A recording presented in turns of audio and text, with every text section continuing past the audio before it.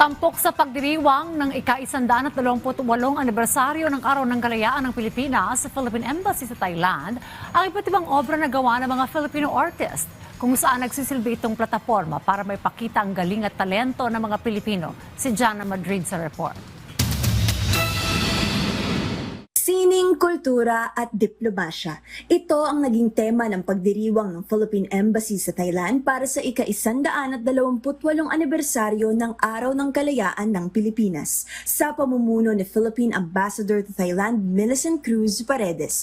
Sa nakalipas na 4 na taon, patuloy na itinatampok ng embassy ang sining at kulturang Pilipino bilang mahalagang bahagi ng selebrasyon. Sabi ni Ambassador Paredes, isa ito sa mga pinakamabisang plataporma para maipakita sa mas maraming tao ang angking galing at talento ng mga Pilipino. Sa mga pagkakataong ito na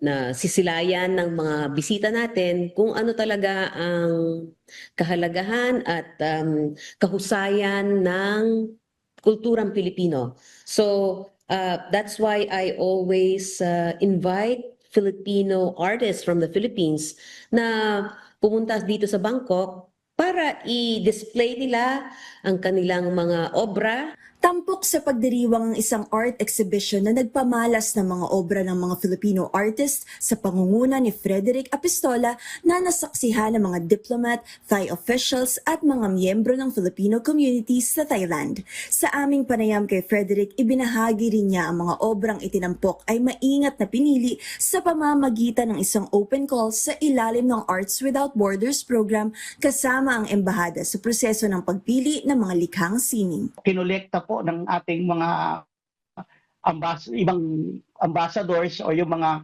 foreign ambassadors, yung mga obra maestra ng ating mga kababayan. Wow. Isa pong indicator ito na successful po yung ating pagpapakita. Almost 70% po ng artworks ay nakolek galing po doon sa exhibition na yun. Naging highlight ng gabi ang pagdalo ni Thai Prime Minister Anutin Charnvirakul bilang guest of honor at nagtapos naman ng pagdiriwang sa isang choral performance ng Song Weavers. Lahat itong mga taong ito at mga artistang ito at mga